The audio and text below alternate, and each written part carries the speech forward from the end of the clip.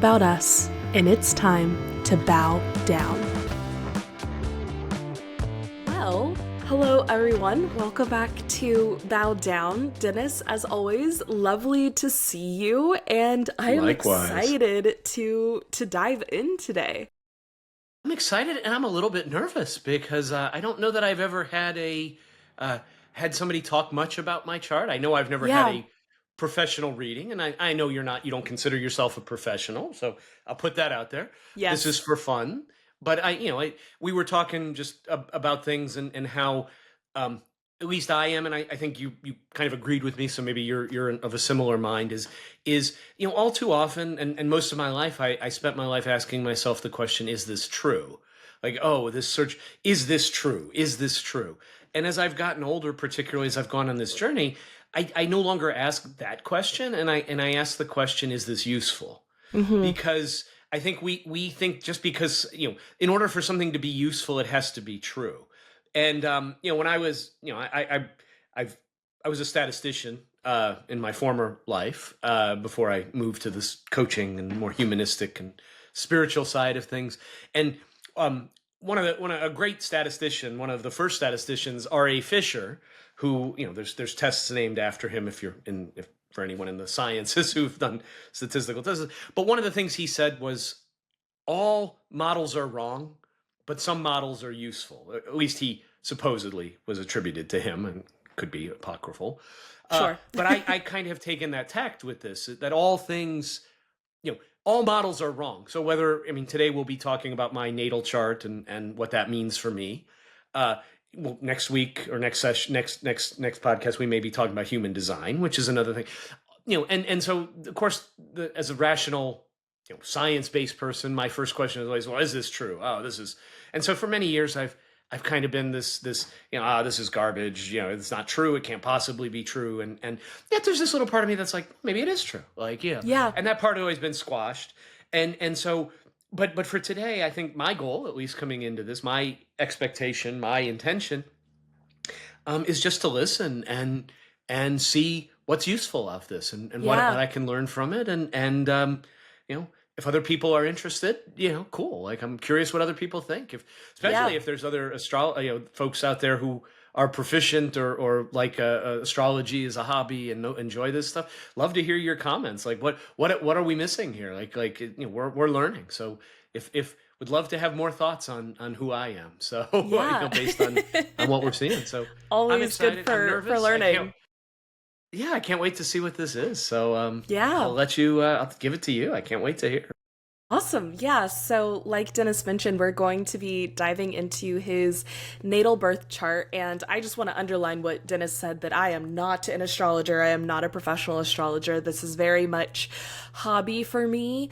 I've gotten several birth chart readings, and one of my dear friends is a professional astrologer.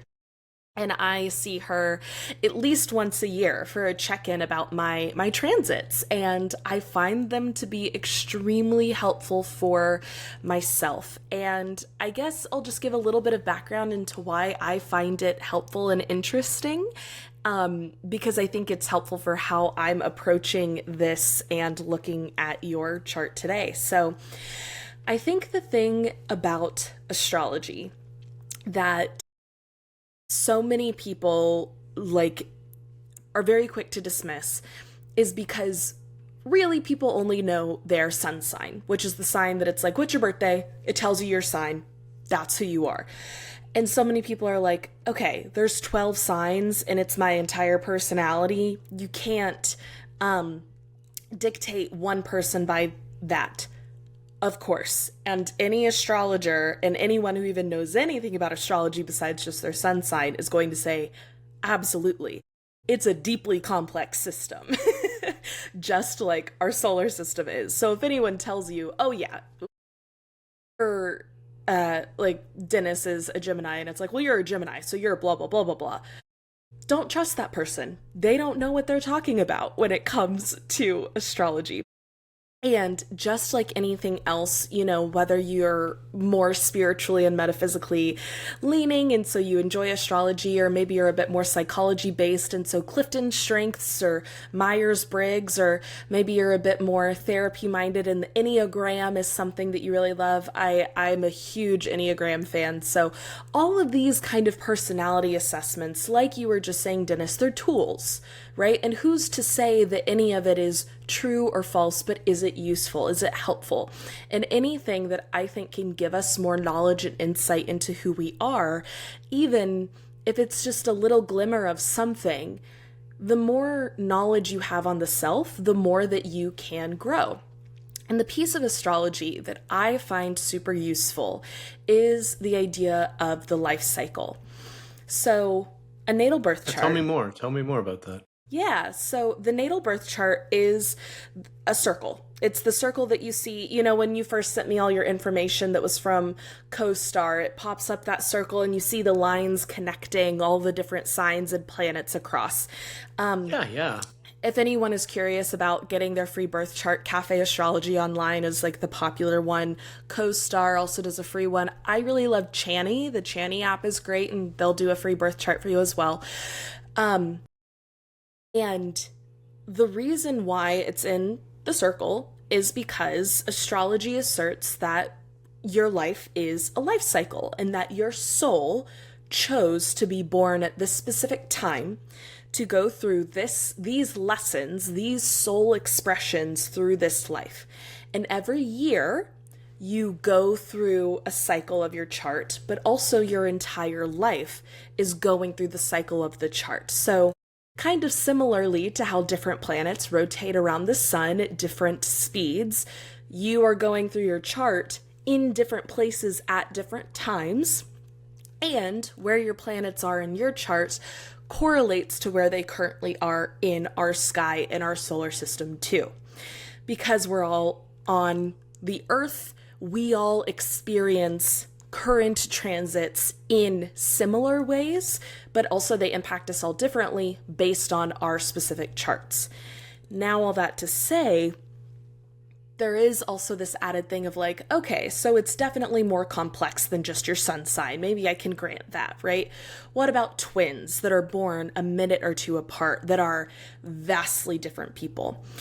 This is where we get into a bit more complication with different styles of astrology. There's two different main styles of astrology. There is, I think it's Tropic and Vedic are the two I want to say, and it's like Western versus Eastern astrology is kind of the thing. And what most astrologers will say is that Western astrology tends to be more helpful for understanding your relationships and your kind of cycle through life lived out in this soul's expression. Eastern astrology tends to be a little bit more helpful for your soul's like spiritual path in a deeper, more metaphysical sense. So people tend to resonate with Western astrology more because it feels a bit more practical. It feels a little bit more relevant to their life. Whereas Eastern astrology may feel super off base, but it's describing more of because the Eastern astrology believes in like multiple lifetimes, it's describing a bigger cycle on the whole. So your birth chart on the whole is a description of the cycle that you are living out in this lifetime based on when your soul chose to be born. It also tells you your main challenges and the main things that you are going to kind of struggle with in this lifetime and grow through. And whether or not, similar to tarot, where it's like, if you get a bad prediction for the future, tarot doesn't say, well, that's 100% going to happen.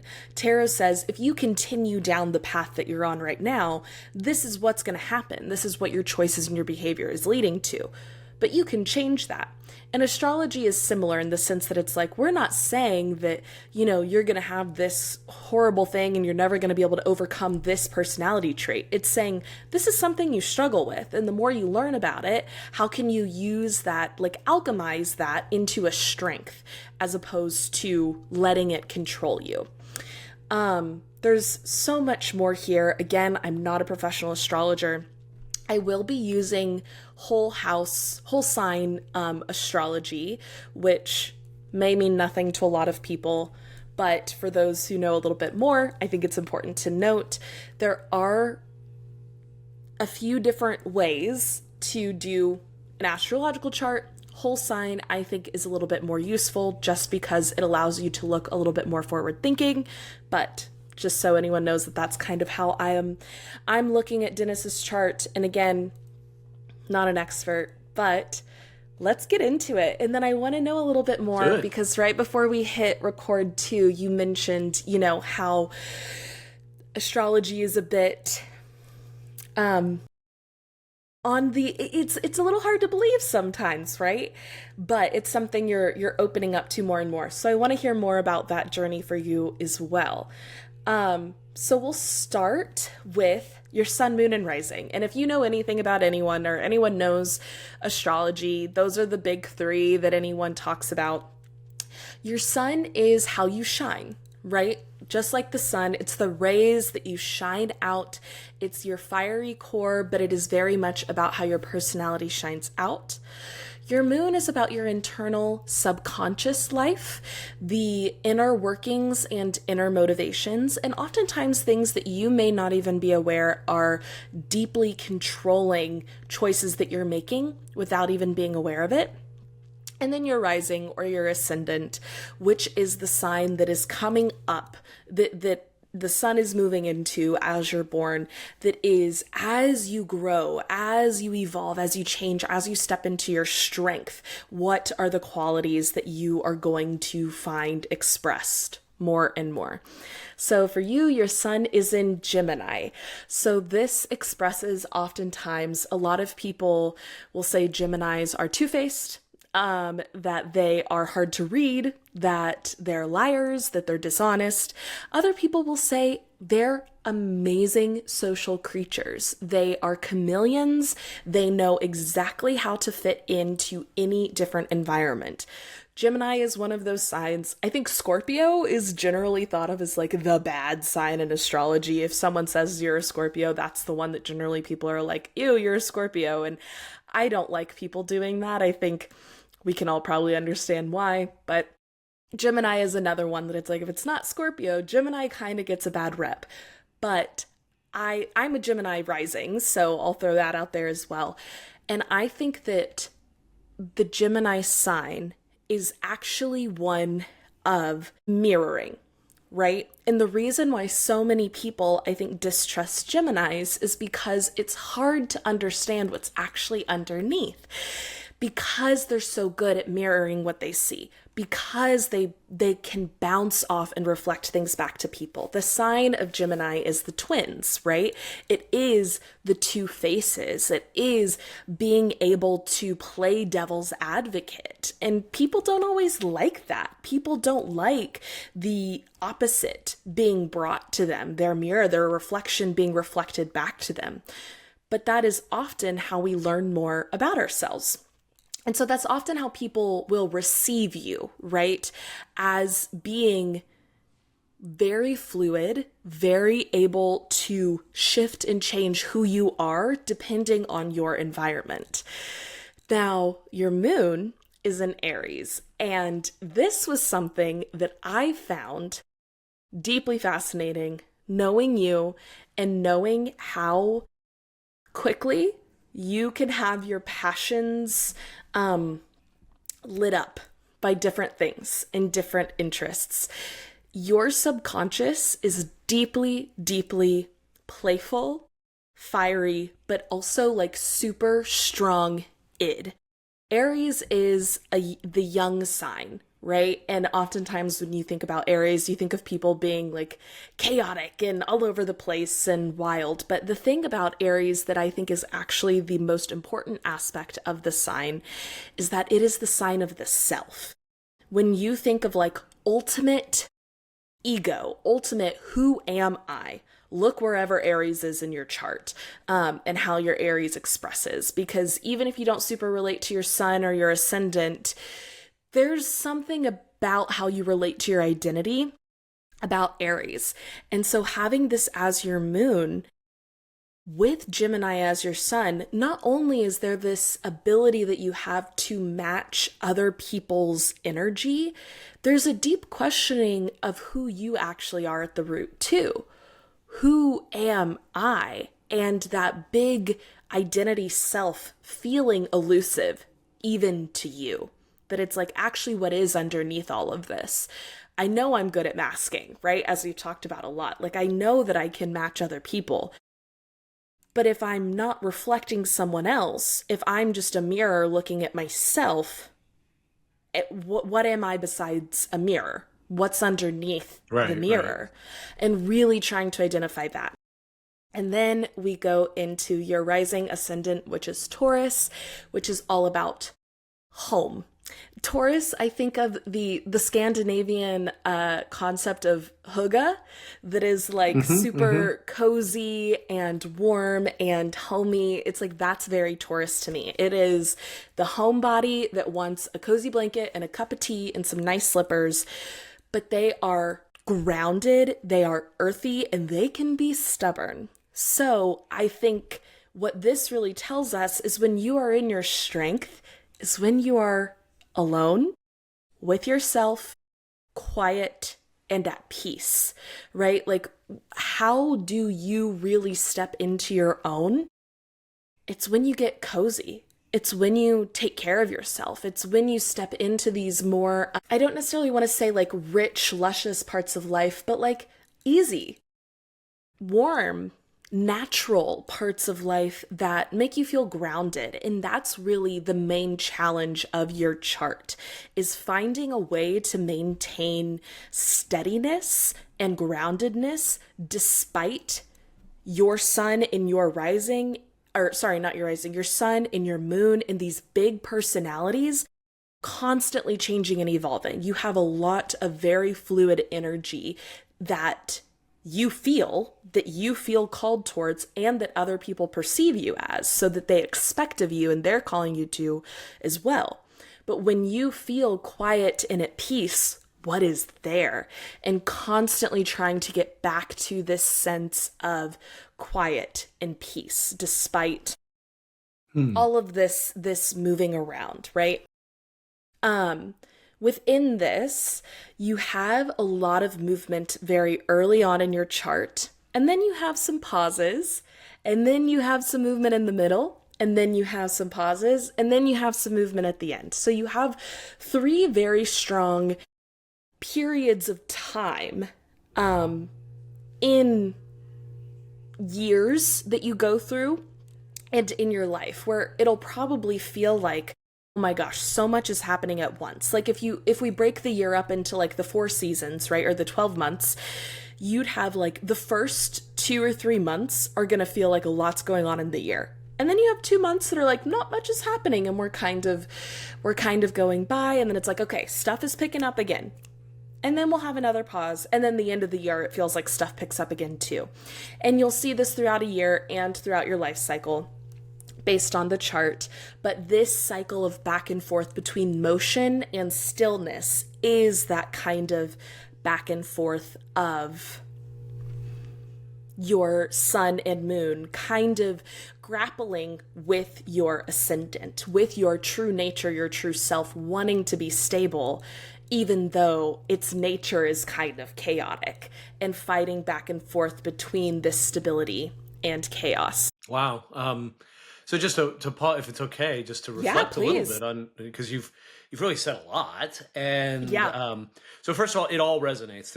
I just want, and I have not had a reading done before, other than little stuff I've dabbled in. I've never done anything serious, in term not serious meaning like really trying to get somebody to share things. It's just things I've read online and whatnot.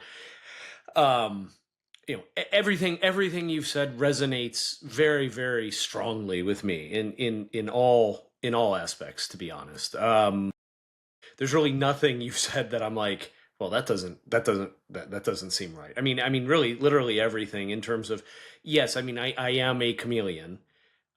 Just in general, I can mirror anybody.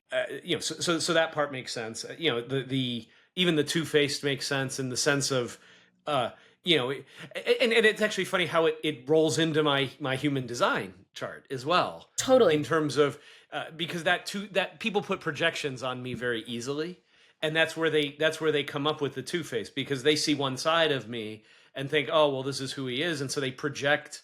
Yep. Generally, they think I can help them, or I'm their savior in some senses, because that's the human design heretic energy, that like, oh well, this Mm-hmm. person is going to help, and then so that makes a ton of sense to me. This two faced, this idea of being two faced, but it's not. It's just you're not looking close Right. enough, right? It's like Right. you're not stepping. So that makes a ton of sense. The moon being Aries makes sense, because or what you said about it in particular, I do feel like I'm a chaotic mess. My brain is a chaotic jumble at all times. There's always eight things going on Mm-hmm. in my mind, and it's very difficult to necessarily. There is a lot of tension and discomfort, um, when I'm unclear as to what to work on, or where because there's only so many hours in a day, and that can lead to frustration, Mm-hmm. very easily. Like, well, should I be doing this or should I be doing that? So that makes sense, uh, that constant, churn, essentially, that constant Yes. chaos Yes. of you know and yeah, things light up and burn out quickly. Mm-hmm. It can be exhausting, in some senses, Yeah. because the thing that meant so much 2 days ago means absolutely nothing right now, and it's like it's dead and buried at this point. And could it come up again? Sure, maybe. But so that makes a lot of sense. But what was really interesting to me was the ascendant in being in Taurus, and what that means in terms of I really resonate with this push pull, because it does feel like my life thus far, in many ways, is a search for security, and a search for exactly that. But yet when I have that, it doesn't feel comfortable either, because of Because these it's other not pressures. your, yes. Because Yeah. it's not. And that also ties in with my two line in human design of being a hermit, where it's this push pull between needing time alone, and because the design is to sort of learn things, and become, and be, and then share it with people. Like, that is like Right. literally my whole story, it's not to share with people from a head knowledge perspective as much as it is to share experientially. This is my experience, this is what I've learned from it. So yeah, so Yeah. far everything really really resonates. Wow. Okay, that's really wonderful to hear. And of course, I'll also like I know you relatively well. So it's also there is all of that in here as well. And I think like especially Gemini being your son and knowing how much we've talked about like masking and being able to be a chameleon with your experience with neurodiversity too. It's like there's a lot here that it's easy for me to like pull and draw conclusions about.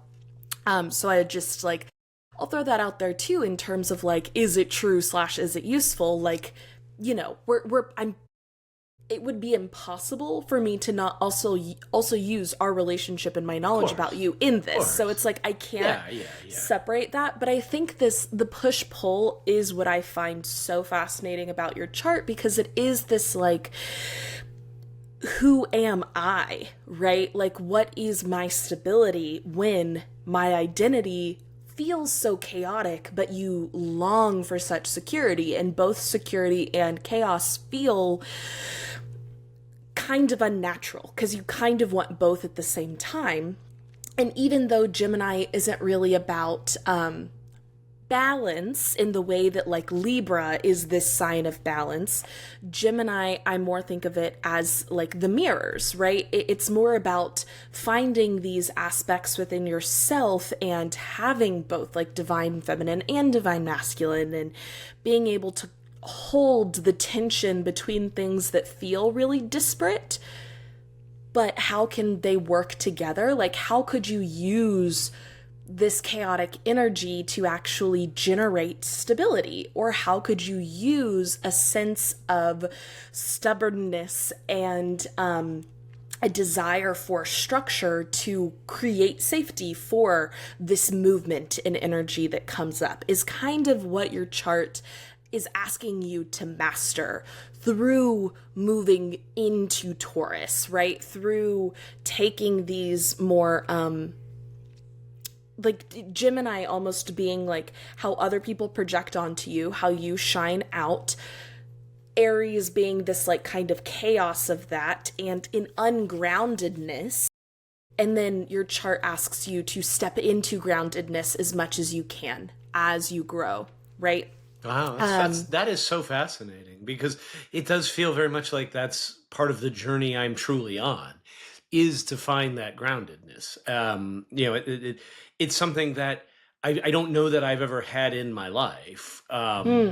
Really, I mean, I'm thinking, and it's definitely been a long time. Maybe I had some of it in high school. I'm wondering. I don't, and maybe when I first, it's been a long time though since I felt grounded in anything. Like I felt Yeah. grounded uh, and I love this idea of to me it sounds like it's the journey from who am I to I am in some senses. Like Hmm. is what this really is, because it's you're as I'm asking I meant to ask myself that question, but there's no one. I think the problem is I've too long looked for other people maybe to answer that question for me. It's like I'm looking for somebody else to answer who am I, and ultimately that answer can only come from one person, and only one person has the authority to give that answer, and that's me. Well, and you I know can I can what's give other people that authority. I mm-hmm. choose not to, and I have in my life. I've done that a lot. um, I think is giving other people that authority. But ultimately, that that question can only be answered by me, and Right. it sounds like that's part of my life's journey, is to answer that question. Is Yeah. what I'm sensing. I think with relationships too, because that was kind of the next aspect that I wanted to pull in here. Because besides Sun, Moon, and Rising, the next two like really big planets that I think people tend to look at are your Mercury and your Venus. Venus, of course, on its cover is going to be about love and romance and sensuality and physicality and all of that good stuff. But Venus is also the planet of femmes, of art, of like it's the sign of like the LGBTQIA plus community and the poets and the artists. And like when you think of like velvet fabric and like dark chocolate and red wine, like that's very Venus. So it's more than just that, but it is very much how you connect to other people.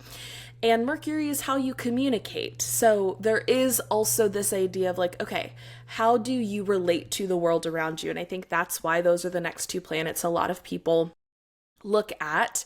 And in you saying there is this kind of challenge to define the self and not give that power to other people, you have a challenge in your chart to balance your self definition with other people's expectations of you, for sure. I mean, of course, Gemini being your sun, that's just always going to be a part of that because Gemini is so easy to project onto.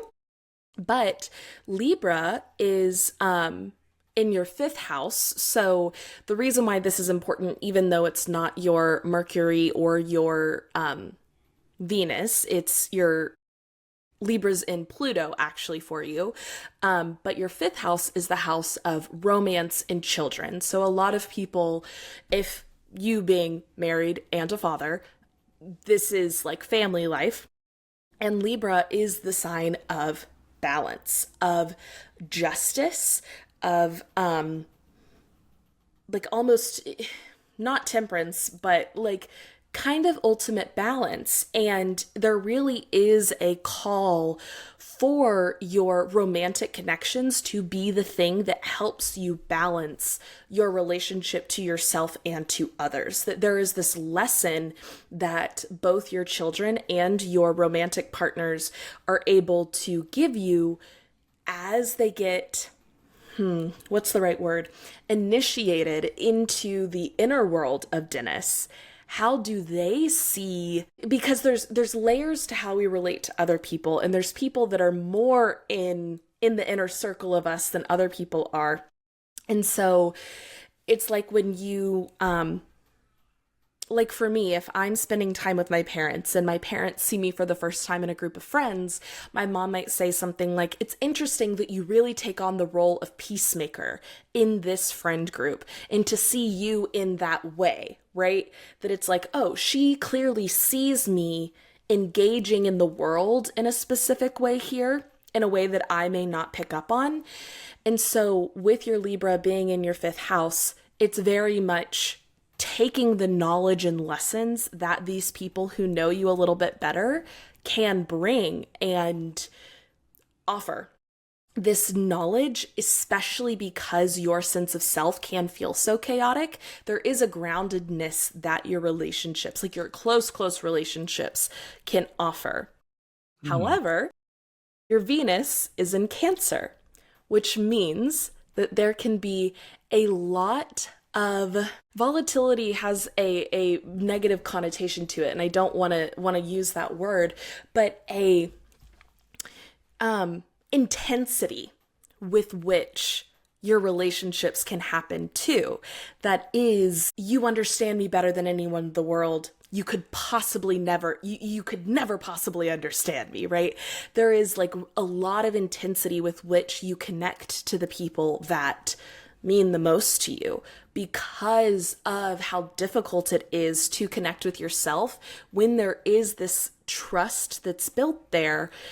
It's like the people who we love the deepest can hurt us the most too, right? And there's really a call to pull that into balance, and to, as deep as our emotions are in our relationship to love, it's like your relationships with other people, it's really hard for you to be calculating about the people you love most in the world because your emotions are so strong there. But because your emotions tend to feel more chaotic, there's this sense of like distrust, but like emotionality. And so it's just like a lot. It's really big feelings. And bringing that into balance as well with this Libra in your fifth house of, that's the energy you need in your relationships, is balancing this self-knowledge with the knowledge that other people can bring and inform you, like, hey, this is actually what this looks like, like bringing a perspective from outside of you that it's like, oh, I didn't even realize that I was showing up in this way. I was really trying to do this thing, but I got so carried away in this one project or this one idea. Like what's a good example for this? Like, I'm so worried about hurting someone's feelings about something that I may put my foot in my mouth in another way, right? It's like when you're trying so hard to do something that you're walking on eggshells and inevitably you trip. It's like you need these people that can kind of see the stability there, right? That can see through and see, hey, you got all this going on, like, we're good. To kind of call it back into that Taurian stability. But even within that communication with these people, that your relationships are a deeply emotional thing. It's hard for you to be logical with relationships, is what your Venus in Cancer would say. And that you also, with your Venus in Cancer being third house, there's also a deep emotionality with which you create things, with which you want your, let me double check this, hang on. Yeah, with which you want to communicate vision to the world and how you want to take in information and communicate information, which then brings us into your Mercury, which is, I believe, let me just double check my notes here. I don't want to, yes, okay. Your Mercury is also in Gemini. So in communicating, it further kind of complicates some of these things because you communicate exactly in the way that you shine. It's like the way that you show up in the world through communicating to people, through language and words and transferring ideas and offering new thoughts and insights. But because it is also in this, like, you're trying to meet people where they are, so therefore they can project a lot onto you because of that, and things can get lost in communication really easily. And then you fall back into your Cancer and you're like, but I care so deeply. Like, where did we lose this? Like, I thought we were on the same page, and now it's like, what just happened? But the really positive aspect of this is that when you are on the same page, it's like magic happens, right? It's like, yes, we're both so passionate about this thing. You're picking up exactly what I'm putting down. And they are meeting you exactly in the way that you're showing up, and you understand how to show up and how to communicate something in the way that the other person needs to hear it for them. It's like, oh, this person, like, for instance, in therapy work, it's like, I know that this client really does well with this style of communication. I know that I need to show up in this way. And when we are in alignment on that, it's like, it just flows. It just makes sense and it flows, because that's the skill, the power of being able to mirror and showing up in your communication, being able to reflect back to people exactly what they need. But the challenge comes in when it's not grounded in that stability of identity. And so all of these relationships, it's like your relationships both ask you to step into stability, but you also need your relationships to ground you into stability, if that makes sense. It's like there's this weird back and forth there. That was really confusing, everything I just said, but that's kind of my 2 cents on that. Other Yeah. thoughts there? Yeah. That's, I mean, so again, I think everything you've said makes sense. So there's nothing there that I'm like, okay, wow, that's out of left field. So let's start with that. Like, everything resonates. Where my mind immediately goes is, okay, so what do I do about like, so that's my Yeah. okay, this is a, so like everything you've seen, there's definitely a pattern there. I am very intense in relationships, which is why I generally don't have many relationships, because I do, there is an intensity there. And if I feel, and I'm not talking about like love or intimacy, Right. but if there's an emotional connection, it takes a lot to form an emotional connection. Like, I don't wander around like getting new best friends, like, ever, sort of thing. Right. That makes absolute sense to me, in terms of and yes, I think I definitely do look, relationships need to be grounding. I don't even know how to put it into words, but that definitely resonates in the sense of, like, that is what it's almost like, for relationships, I just want normalcy.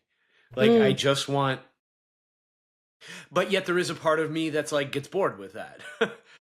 And is like, and so we'll often, um you know need a little bit, need some, like it just it's just this interesting push pull of, like, this part of me that absolutely adores um the security, I guess, the security aspect. But then there's these other parts are just like, this is boring. This, it does I'm itchy. There's not enough chaos. I don't know. This is just boring. This is just yeah. boring. And so so that makes a tremendous amount of sense to me, in terms of, and from a mirroring, being able to communicate with that person's style. uh, that is something that absolutely resonates with me, and I see it in my coaching. I see it in my work with clients, in that, I've had, multiple, I have multiple clients. Each, there's not a one size fits all for me when it comes to my clients. Like, every Right. single client gets a unique me, essentially. um and it's very consistent for the individual. Like, I'm not like this person one day, and then next week I'm somebody else, but I can have two sessions back to back, and I'm completely different in the first session from the second session because I pick up, I understand somehow intuitively how to communicate with most people. And so it's very perplexing when the communication doesn't work for me Yeah. because when I don't, it's very few people that I'm not able to communicate with or match essentially. And so when I can't, it is perplexing to me and doesn't feel very good. And so most likely I avoid those relationships. To me, that's probably a big, when I can't read somebody, when I don't understand what they, what their style is, what they need, I tend to shrink a little bit because I don't know what I'm walking into. But I also think it is a trait that makes me a wonderful coach and Yeah. therapist because I, um, I am able to meet people where they are. Mm-hmm. And I also recognize that it's not me who does the work in a sense. Like, and the best coaching sessions I found are the ones where I'm not really involved, if that makes sense. Like I'm there, Yeah. but it's more my presence that's there. It's Yeah. less the ego me and much more the presence that knows what needs to be done. And the most successful client relationships I have, the most successful outcomes always come when the presence is there because it Yeah. goes beyond um it just flows. And I've noticed that. So I think everything you said again, continues to resonate. I don't know, so hearing that sort of reflection, like what does that suggest to you in terms of how I should be looking at things or no, not Hmm. just, I mean, not again, not what to do, but Right. how should I approach these? Is it good to say, okay, I'm not able to understand how, we don't communicate well. I don't, and is it just this person, isn't meant for me? Like we're not, or is it, do I need to grow? Is this person trying to, like, what's your general, I don't know, like what comes up for you with that? Yeah. Like, It's interesting because astrology doesn't really, at least in my experience with it, even though there's like compatibility stuff, right? And it's like, oh, well, you communicate in very different ways, or like these signs aren't compatible. There's not generally a like how to deal with signs as a certain sign in this way. So I don't, in the sense that like human design certainly has that, right? That it's like if you have this aspect in your human design and this person has this aspect, here is how you can actually really work to engage with each other better. Astrology doesn't have recommendations quite like that. It more just has recommendations based on like where your growth is, where your challenge is. So from an astrological perspective, I would say the more that you're able in situations where it feels like I can't meet this person, like there's something that is just like, I thought we were on the same page, and then it was like, wait, normally this is exactly like I'm able to sense this and intuit this and like meet you, and then we're good. And it's like, whoa, what just happened? Like something just went wrong. I think what your chart would say is to really try and ground into yourself, like your I am, as opposed to trying to mirror, which is hard because your I am is inherently mirroring. Like that is your strength, your you-ness in your birth chart is being able to mirror. But to release that from a sense of like service to other people and more ground into it's interesting having like Aries as your moon. It does make me think a lot about how you talk about the God self, right? And it's like we do all have this like inner God self kind of piece. And I think that would be the right step would be like, okay, if I'm in a place where I am just like there's something that it's not flowing, it's like step back into the God self and remember who you are first. And it's like, okay, we're going to start from there. And then we can build back to trying to mirror. But because the mirroring happens so easy for you, sometimes you can just jump into that without having to like ground down into the God self, into the I am. But when it's like, oh, this mirroring isn't working, it's like, yeah, try not to meet another person where they are and try to meet yourself first in those situations and let that guide your next steps forward. Because I would say the people that it's hardest for you to connect with and communicate with are people that are going to be more suspicious and more private, closed off people that don't want to open up and don't want to be seen, whether they're consciously aware of that or not. Those are going to be the types of people that almost are like kind of trying to like stump you a bit in a social way that's like, we've all had interactions and relationships with people where it's like every single time you say anything, they're like, well, that's not quite it. It's more like this, or it's like they always have something to challenge. And it's like, can you not just like meet me in the middle? And it's like, those are the people that it's going to be the hardest for you to connect with because they don't want that style of connection. They want to really feel the strength of who you are, and that's the thing that's going to make them feel safer to open up because they're not going to feel like you're trying to meet them as much, even though most people want to feel like you're trying to meet them where they are. Some people, that makes them deeply suspicious and like paranoid.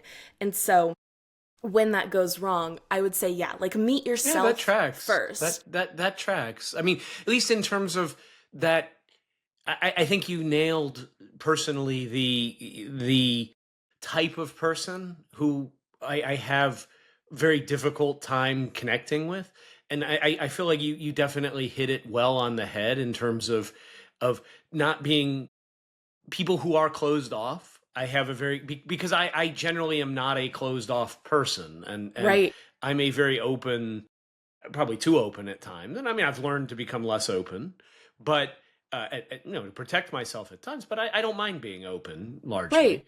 Uh, but yeah, people who are, and it makes sense because if I'm always trying, if somebody is looking for somebody who they want to understand who, I don't let you know who I am until I trust you, and I don't trust many people. And so I'm not going to trust you right away if you're not going to if you don't open up to me to where I can get to trust you, then I'm not going to let you know who I am, so you're not going to trust me. So that cycle kind of makes sense, and we just sort Yeah. of it's like two ships like bouncing off of each other, like it's like conking, and then Yeah. they go, like not crash. I don't really crash into people, like there's no Titanic hitting icebergs, but there's definitely like sort of bumper cars. We bump off and Yeah. sort of. That's interesting. That's fascinating. Yeah, I that Yeah. resonates very strongly. I can see that. Like that Yeah. does make sense. Like I rarely have an issue connecting with open people or people who, but I do sense that closedness very Mm-hmm. very quickly in conversation, and I don't. It is. Yeah, it's funny. I was even just thinking back to last week when I was at a get together with a bunch of people I'd never met, and I can tell the ones who were more closed off and had a more difficult time connecting in any way with them. Um, yeah, very interesting. Okay, I love Yeah. that. I love that. Yeah, and that makes sense. Like it's to be aware of that challenge, and I love the idea of grounding. And it's funny you say that because it is something I've been doing more and more, and it's this idea of, what, the more I know who I am, the more I don't need to worry about being exactly the person that mirroring you so perfectly. Right. I mean, and in some senses, that mirroring has been a survival strategy for me, Yeah. I think, because particularly because it is confusing as to who I actually am. Yeah. So, Yeah. and it's even funny how in different phases of my life, talking like global, longer term cycles, right? It's all cycles. It's all, there has been a constant exploration of, am I this person? So, for example, um, around COVID, I like everybody else, we all went a little weird during COVID. I think it's Yeah. safe to say. Uh, but my weirdness was definitely around my my appearance, and so I grew my beard out, which I had never really done before. I never felt comfortable doing so, and shaved my head at one point. So right before the Capitol, January 6th stuff that happened in 2020, like I could have fit right in. I looked very much like a Proud Boy with a bald head and like this long ass, ZZ Top beard practically, if you can imagine it. Um, and then of course I immediately shaved all that off because I'm like, okay, well, this isn't going to work for me. This is not. I mean, at the time, that was not what I was picking up or putting down, or Right. intentionally anyway. But I would say that that's actually very accurate for me throughout the years, in Yes. that Yeah. I will. I am very much a chameleon in terms of trying things on to Yeah. see what fits, and I think in some senses maybe keeping small pieces of what fits, Yeah. but often, and it's very funny how it will happen very abruptly. Like I can't tell you how many times I've changed my wardrobe in terms of like this is my style now. And literally to the point of like throwing out my other clothes, and or definitely putting them away, and oftentimes giving them away because again, do I really need old clothes? Right. And I mean all sorts of phases. Like there was a Hawaiian shirt phase where I just was sort of wearing Hawaiian shirts all the time. It's like, okay, this is who I am. I'm a Hawaiian shirt guy. And then it was like, muscle tees for a while. Then it was Yeah. like, black. Like, okay, I'm just gonna Well, wear black t-shirts. and Oh, I now I'm think gonna an important part of this is like for a lot of people that would all feel very performative and would all feel slightly false. But for you, every single one of those different aspects does feel true in some sense. It it does does. No, feel no, like it you. totally does. It's all Right. authentic. It is not Yeah. like when I Even though went it through. changes, it's still authentic. It's still, I think, yeah. Yeah. At one point, I used to wear very t-shirts with funny sayings on them. Not vulgar. I've never been I've never understood people who buy. And if there's anybody who is one of these people, I would love to talk to you because I want to understand. But like, I don't know if you've been to like Key West or something, right? There's all these souvenir shops, and like they have the Yeah. most vulgar like t-shirts, and it's very similar everywhere you go, like whether it's any resort town has these like um at one point when God, I'm friggin' dating myself, but like there used to be Volkswagen back in probably the 90s was like had Farfignugan or something was like their marketing slogan, and it was this German word that I don't even remember what it was, but then all these like these imitation T-shirts came out with like vulgar expressions like "fucking groovin" and like plays on this. And anyway, and these things are cyclical, but there's always this shop of like oddly Yeah. vulgar T-shirts, and some of them have remained for like 40 years. The same friggin' shirt has been around, Yep. and I'm always curious, like who is going in there and buying these shirts? Like, I mean, Yeah. I assume it's my assumption is you're absolutely drunk off your drunk and or high off your rocker at that point. But I too have been drunk and high off my rocker, and it's never once occurred to me to go buy, let alone wear, A but go right. buy one of these T-shirts. Like it's not something that's ever occurred to me to do. And so I'm very curious about the. So if anybody out there Yeah. has but anyway, I'd love to know why. Like, what was there like? Did it feel right? Was it Right. like Yeah. I need to let the world know this about me somehow? I don't know. But so I went through a funny T-shirt phase with like cute things, and scoured the internet for these weird T-shirts with funny, clever, sort of clever in the Fight Club clever sort of way of thinking. But each of those was authentically me. Like there wasn't a performance in wearing it. Right. And the Right. fact is when it became a performance is when I would inevitably stop wearing it. There would be a day where I would look at my clothes and I'm like, I don't want to wear any of this. Like this isn't who I am. And then would begin a new chapter in who I am. Yeah. Very fascinating stuff. It's amazing how true this rings. And I mean, it makes people around me think I'm a fucking lunatic. Like I guarantee Right. you, like my Well, my my partner feels like, what the hell? What is it? I mean, the good news is it's not like rapid cycling. It's not like every week it's yeah. something new. The cycles typically last from months to generally on the air on the scale of months at least.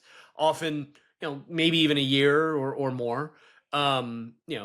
Depending on how crazy and out there it is, it'll generally be Yeah. less. The more crazy it is, the less intense it is, or the less it lasts because It's like it wears out quickly. Very Yeah. fascinating. Like, and Yeah. and and just for listeners, like, you had no idea about that me. I don't think I've ever shared Right. that with you, that I used to have these different, like, any of this stuff. Like, No, so yeah. you may, we you know me some, but and certainly at a high level, but this stuff is not something that I've ever shared with No, you, to these my knowledge anyway. It's specifics, very I don't specific. think so. Right. Yeah. So it's amazing how it does. There is, the again, not is it true or is it false, but there's definitely some accuracy and usefulness in knowing that, and Yeah. knowing that about that's who I am, and that's okay. And to me, it's like, okay, embrace that phase, but maybe Yes. explore it as well. Like, I mean, Yes. it very much is. The image I get as you say that is like a young child trying on their parents' clothing and playing dress up. It feels often in my adult life like I play dress up a lot Yeah. and try to figure out what's authentic. So it sounds to me like that is part of my makeup. That is part of Yeah. how I was designed. And so to me, the takeaway here is not, certainly not to criticize that or try to Right. necessarily change it, but maybe to reflect more and say, okay, wow, what is this? How is this serving me right now? Like, Yes.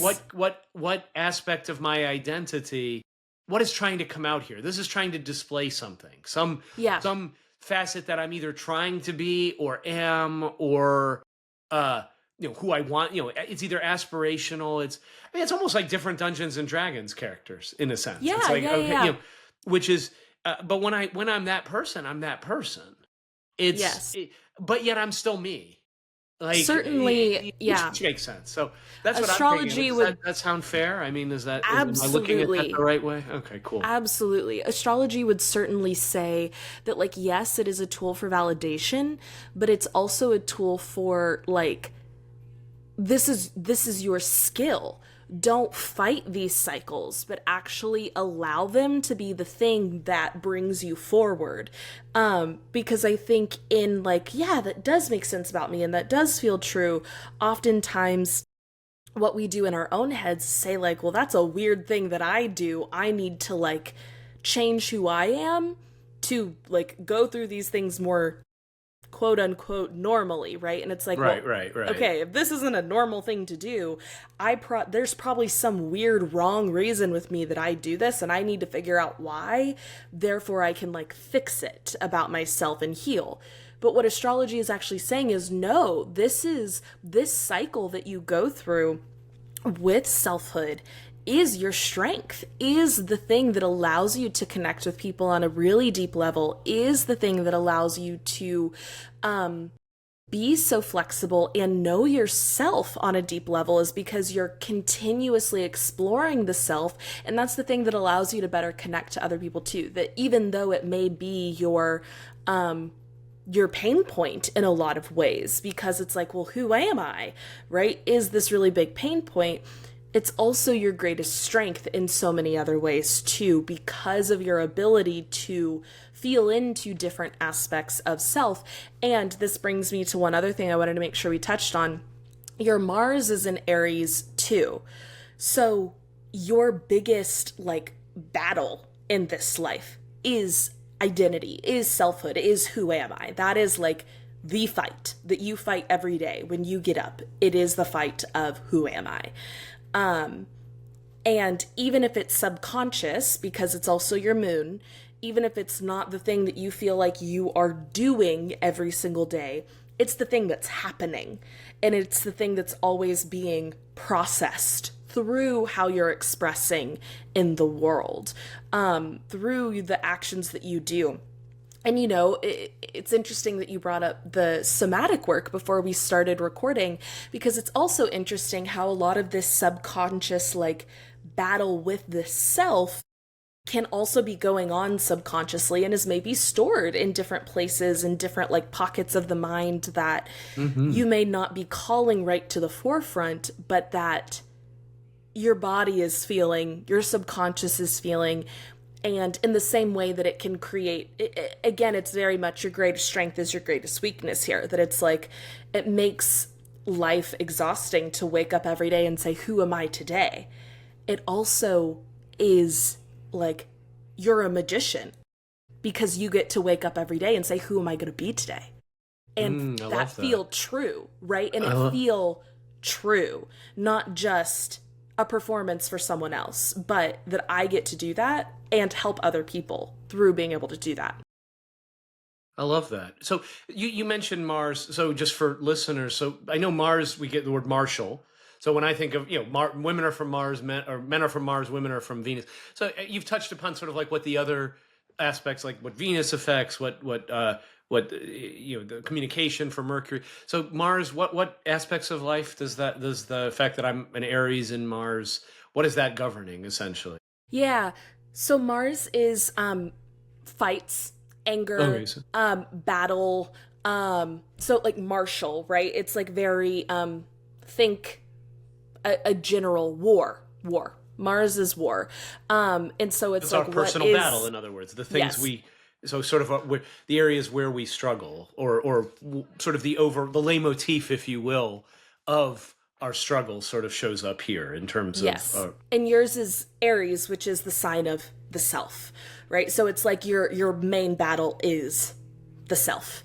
no one to change but self, no one to, Yeah. there is nothing, there's nothing to change but self. You can't change anybody Yeah. else, so makes And sense. the last thing that I really want to make sure we touch on here, of course, there's so much more here, Of course. but I think those are like big important things. And the last thing I want to offer, just to kind of close this out, is tying back into like this being the cycle, right? This is your big cycle that astrology says we cycle through this journey of self throughout our life, and that this is the cycle that your soul has chosen to go through. Every time you close a chapter and enter into a new chapter, your ascendant is the sign that we all pass through when that happens. So for you, like we mentioned in the beginning, it's Taurus. So every single time you close and begin a new cycle, it's passing through this state of groundedness. But your sun is in Gemini, and that is in your second house, which is not true of everyone. Not everyone's sun is in there. Is that true? Hang on. I might be wrong on that. But essentially, regardless of that point, you pass from Taurus into Gemini. Every single time you end and begin a cycle, you are going from Taurus to Gemini. And so every single time you close one chapter and open another one, it is saying, okay, I've grounded in these ways. I have stabilized in these ways. I have found peace in these ways. I have found security in these ways. And now, as I open up this new cycle, this new exploration of learning, I am starting that new cycle by mirroring, by going back to my nature, by going back to the thing that is comfortable for me to do, which is mirror, which is chameleon. And that's how I'm going to learn new information for what this next cycle is going to be about.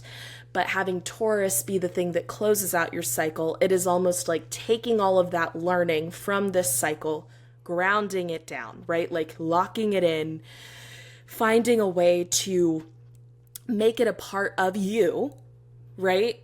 And then you open up the next chapter with, okay, what's the next thing out there? What's the next thing that I can learn, that I can explore and mirror and get knowledge through showing up in these new and different ways.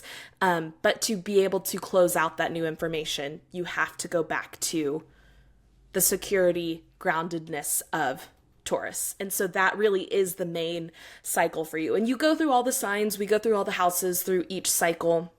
And there's so much more about the different houses, but that is your main I kind love that. of I thing. love Yeah. And so that. that was the last piece that I really So wanted delightful. to No, touch on. I'm just, first of all, thank you. This was incredible. And Yeah.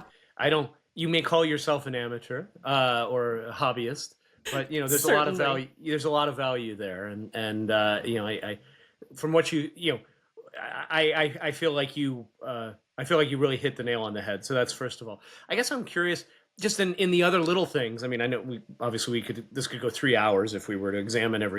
Yeah. Yeah. every little detail. But was there anything else that you noticed that we haven't talked about that was like, ooh, that's wow, that's wild, that's unusual. That's anything Yeah. else that kind of made you go, that would be interesting enough to bring up To before we also throw close out out. there, Yeah. I think honestly, your moon being Aries was the thing I think for me knowing you was like, that just makes so much sense to me. And I think for most people, it could express in a way that is just like, this person is so unstable. Not in a like, oh, they're mentally unstable, but in a way that's like, oh, this person is all over the place all the time in a way that feels like a little risky. Chaotic and Be- icky. Yeah, yeah, sure, yeah, sure. but because of your ascendant being Taurus, it's like the perfect pairing there, that it's like it allows your chaos to be something that is like a gift. I also I'm just looking at my notes to make sure, see if there's anything else here that was really fascinating for me. Because I want to say that there was something about like spirituality that I thought was interesting. Well, yeah, I'd love to hear that. Yeah, that's what it is. You don't have anything in Aquarius, and I thought that that was so odd. And you also don't have anything in Pisces. As someone who is so spiritual, that these signs that tend to be kind of more into this like intuitive feeling state, your chart tends to be very logical and very much about like, what's my experience, and judge things based on that. But then I was like, that is interesting knowing that a lot of your spirituality is based in your experience in the world. It's not that you don't have faith in certain things, but I wouldn't say that your spirituality is faith based, if that makes sense. In the way that, like, even though, we were both raised Christian and deconstructed, listeners to many episodes will know this. I would say, I mean, and please correct me if I'm wrong in this way. I don't want to mischaracterize your spirituality by any means.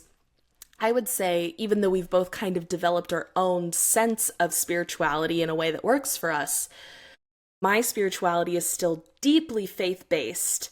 Whereas I would say yours, even though it's spiritual and there's a certain amount of like just belief that needs to come from things, yours feels more analytical and reasonable, if that makes sense.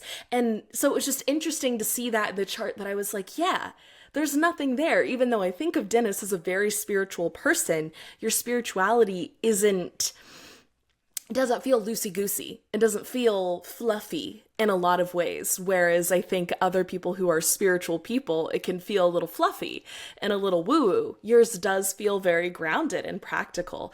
That's so fascinating, actually. Yeah. And it actually, and again, this is not to gain, to say, oh, well, this is this, but that makes a lot of sense to me, because I struggle with spirituality in general. I struggle, I mean, it was one of my biggest struggles growing up in a church where everybody was having these deeply, um, I mean, deeply spiritual experiences. Like literally, I have been to crusades and conferences where, like, hundreds of people are up at the front of the stage, and the evangelist or the pastor waves his arm, and like freaking everybody around me is falling down to the ground, and I feel nothing.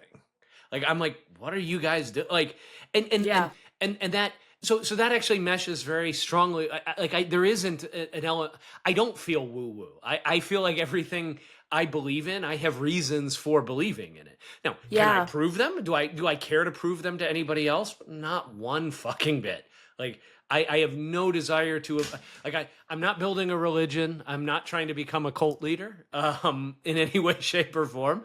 I think Right. but which is, and because interestingly, my human design also does to some degree point to being cult leaderish. Like it is kind of Yeah. a natural flow in terms of what I have from a cult leader perspective. Like other people who have my same similar human design have been cult leaders. So there is that, but I don't have the same desire. Like I don't try to manipulate people in the same way. Like which Yeah. is the one thing I don't have in there. In some senses, my motivation, I and this is part of my human design, is innocence. Innocence is Well, my motivation. There is yes, no real guile in terms of what I'm trying to do. which is It's there's very your moon being in Aries, Aries being the youngest of the signs, the most inexperienced of the signs, and the most like newborn baby into the world. You're just pure whatever you are born as, right? That it's like if anything, your astrology says you are more wanting to be influenced by other people than to influence others. You want to gain as much information as you can from other people to define the self, as opposed to, oh, this is exactly who I am. Let me tell you how to be you. It's like the complete opposite of that, right? Yeah. No, that's absolutely right. It's just so funny. That is such an interesting it explains a lot because no, I'm not a woo-woo person.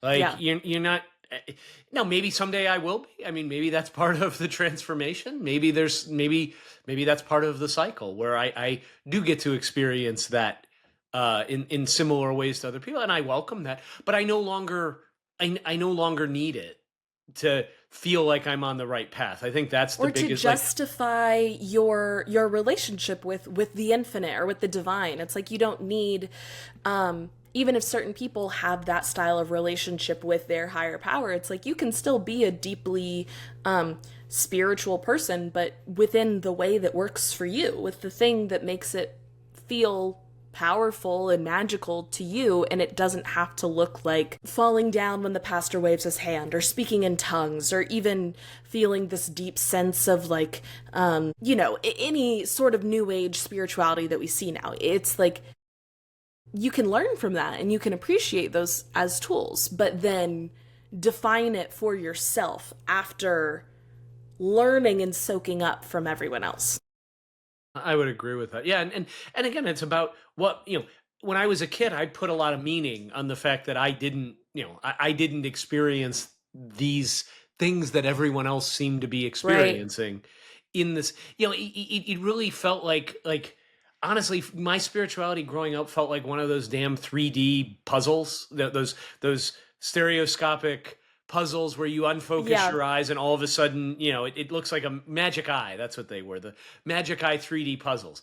Like everyone else is like looking at this page that looks like a muck of colors that I can't see. And they're like, oh my God, why can't you see the fire engine or the letter G or, the number 7 or, God or whatever. And I'm Yeah, looking yeah, yeah, at it yeah. and it just looks like a bunch of crap. And I'm trying to unfocus. And everyone's like, no, you just got to do this. You got to do that. You got to unfocus your eyes. And no image is coming. No image is coming. And I think my whole life has been spent waiting for that magic eye painting of spirituality to reveal itself. And all of a sudden now I'm going to see what all these other people are seeing. But what I'm taking away from this personally is that what maybe some people just need to see like their role, their purpose is to see the jumble of colors for what it is, and it doesn't need to be a fire truck or it doesn't need Yeah. to be just as real for them. Well, and And it doesn't um, make the jumble of colors any less beautiful or important or godly. It just makes it different. And yeah. in some senses, like once you've seen the fire truck, right? Like what's left in the painting? Like you've seen it. I mean, you see this wild chaos of colors turn morph into transform, transmute into this fire truck or this heart or whatever the design is. But once you've seen it, you no longer have any imagination for it either. You know what it looks like Yeah. now. And so I wonder, you don't need to search for that heart or that note or whatever it is anymore. And I wonder Yeah. if maybe some of the joy though isn't in the searching. And I mean, so I could carry around this book. I can't see I can't see the picture in it, but I carry around this stereoscopic, magic eye and say, oh well, this is a magic eye of my favorite, whatever, Yeah. hot dog, whatever, my favorite food, my favorite team, my favorite whatever. Yeah. Um, but I don't ever see it. Does it mean does that is my experience different than somebody who's seen the fire truck? I guess is the Right. question. Like in reality, like and I don't know the answer to that. I know for a long time I felt that seeing the fire truck, if you will, was the goal, but maybe that's not the goal at Right. all. And the Well, goal, for me at least, and everybody's goals maybe are different. Maybe other people are supposed to point out the fire truck. Maybe right. that's not my role. So this is Yeah. very encouraging sort of thing, I think. I'm so glad. Well, and It's I like really even what you appreciated. said. Yeah, of course. I really like what you said too about like the goal being in the searching. Like if there is some sort of like, oh, final image and you've done it, it's like, oh, so you checked the box and you're done? Like there is something about no, I probably will never actually see whatever it is supposed to look like, but that's because I don't want to finish this journey. I don't want it to be over because I don't think that there is a box to check. There isn't one image to see, right? There is something more expansive beyond that I think is deeply beautiful and to tie it back in, allows you to imagine what anyone could see, right? If someone sees the fire truck, but someone else sees the number 7 and someone else sees the concept of red or whatever, it's like you can imagine all of those. Whereas someone who has seen the fire truck is like, no, it's a fire truck. And it's difficult, it's harder to break out of your own paradigm. Whereas for you, it's like, I can imagine how you can see that. I can imagine how they can see that. I can imagine how they can see that. And you're better able to meet all of these people in a really beautiful way. I think my question for you that I want to maybe round out our conversation with, since astrology has never really been a huge part of your worldview, but you mentioned right before we started recording, looking at some stuff that was a bit more planetary in nature, and of course, human design is influenced by astrology. It's a Absolutely. piece of the puzzle. As you learn more and more, how do you feel about astrology now as another tool in the tool belt? As someone who like hasn't really used it as extensively in the past, but now it's like does it feel more accessible? How do you conceive of it now, and why are you curious about it, and are you still curious about it? Has your curiosity changed after this? Yeah, I'd love to Yeah. hear No. your thoughts. I think my curiosity. So number one, I think there's and I'll say this for everybody out there. I think there's a very big difference uh, between having somebody who knows what they're talking about, like you, Reese. And again, I know you're not a professional, not trying to glaze you and say, oh, you're fantastic at the oh, go see Reese for readings or something like that. Although I think you could do that if you wanted to. Oh, But thank you. I definitely do. I think that with what you've shared with me, I think it's worth paying for. In truth. So take that for what it's worth. No, I think for me particularly, yeah, I am more interested in this. I think for a long time I've wholesale my rational science brain, if you will, is just like this is the most asinine thing in the world to somehow think that we're a planet in a vast, I mean, that is literally in a universe that is so immense beyond imagining that somehow you know we're a planet that is essentially Earth as far as the universe is concerned. I mean, the round is a rounding error on a rounding error on a rounding error could have any influence in anything.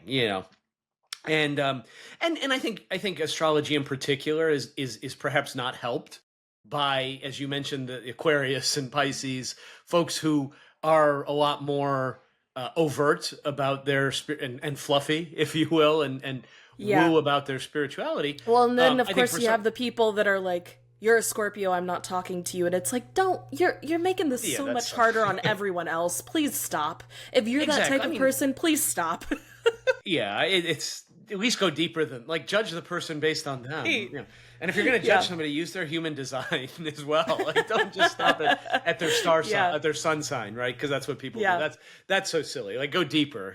Pick a different, Yeah. pick another tool. Or better, don't do anything and get to know the person and judge Yeah. for Yeah. yourself. Honestly, is probably the best way to do it. But No, I think for me, I'm every bit as curious, and more than anything, want to see how I can synthesize um, this information to both human design, which I'm a huge fan of, and but also, I think it's a nice way to get to know, again, to know thyself better. Hmm. So okay, so if I'm seeking this balance, like so everything comes down to or cycles ending with sort of this comfort, this balance, this softness, this home, that okay, so how to notice that and just reflect on it a little bit, and to see, okay, what does, how does this influence, how does this how do what meaning do I make of certain things, and it might make it Hmm. easier to see certain things for what they really are, versus putting, in the past maybe I attached meanings to things. So like, for example, the going through different phases of outfits, or identities, if you will. Okay, so now I'm Sure. wearing these, you know that before our conversation, it's always something I found funny about myself, and really, I never really felt badly.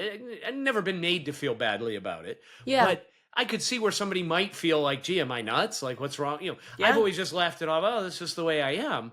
But to have more, to be able to say, okay, well, wow, it makes sense why I feel this way, or why this has been the way I am. It's literally, the way I've been designed in a way. And again, I do view human design and astrology as very as related to each other. Like, I don't Yeah. think either, Absolutely.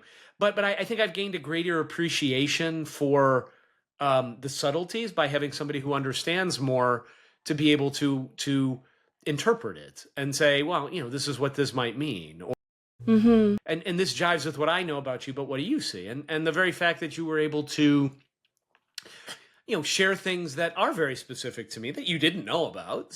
I mean, yeah, Yeah. you can say, okay, I'm able to mirror people because, I mean, I've shared experiences, and that's part of who I am. There's not some great mystery there, but these other things that resonate, I mean, it just shows that, again, the usefulness of this. It is very Yeah. useful to know this about myself, and to see where I am in that struggle, and to learn more about that. So it's definitely something I'm going to look at, and continue to explore, and see.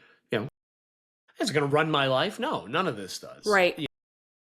To know this, again, the more you know yourself, the more you can love yourself. So to me, this to me is a tool of self-love, and self-acknowledgement, and self-appreciation. And as to why it's true, again, or is it true, is as to the why of it, you know it doesn't really matter. Like, it's something that I can hold, that no one else can take from me, essentially. So Yeah. uh I love it. So yeah, so again, thank you so much. I can't wait Yeah. to share your human design, which hopefully we will do Yeah. next show. Absolutely. It really was a pleasure. Thank you for letting me look at your birth chart. I know it doesn't feel super personal for a lot of people, but I think it is kind of I think it's this, super personal. it's very I personal. wouldn't give it to, like, I don't, like, we're not going to share it with the world. Like, I mean, Yeah. knowing that Yeah. I'm these facts are not, but I don't give out my birth date willy nilly, Yeah, just in right. general, because I do think so. There, despite the fact that I haven't, I believe there is a power there. Yeah. Uh, Yeah. in having others know that, and so it's something that, is not something I do willy nilly. Like, I don't give out my Yes. information to people for that very reason, because I do. If I didn't think there was power in it, I would just publish it online. Yeah. Like, hey, Yep. I would be a challenge. Hey, everybody, here's my birth date, time, and place. Knock yourself out. Do your worst. Like, Yeah. but no, I don't do that, because I do. I don't see a need to do that. Right. And it's uh, it's information about you that's like in a very practical sense, like sensitive information, but in this more mystical sense, like the same way names hold power, right? It's like these are deep facts about you that are really important. So thank you for sharing it with me, for letting me dive absolutely, into and it. thank you for being willing to And do it. yeah, and I'm excited for to learn more about my human design. That is our game plan for next episode. So Absolutely. if you've been interested in this at all, dear listener, or you're interested in human design, Dennis is going to do similarly to how I just read his birth chart. He'll do a little semi-reading for me as well next time. And until then, thank you all so much for being here. Dennis, thank you for your vulnerability and openness and curiosity. And we'll see you all next time. This was lovely. Thanks, everyone. Can't wait. Bow Down is a weekly podcast from the Cohere Collective that explores esoteric and empowered feminism. Please subscribe to Bow Down wherever you may be listening. And if you enjoyed the episode, please leave us a like, a 5-star rating, and a review. And if there's anyone you think would enjoy this episode, or maybe just needs to hear it, please share it. If you want to stay up to date on all things Bow Down, you can follow the Cohere Collective on any social media platform at the Cohere Collective, and check out other content and offerings at www.thecoherecollective.com. If you're interested in working with Reese to find and pursue your purpose, I encourage you to head to www.thecoherecollective.com/life-coaching. If you're interested in working with Dennis to shed your mask and embrace your desires, you can email Dennis at dennis@theheartstoybox.com. A huge thank you to Jack Corbett for Bow Down's music. You can find him on Instagram at j.corbe. Thank you all for joining us today. We're so glad you're here. And as always, we hope you feel like you are living more coherently. And until next time, love.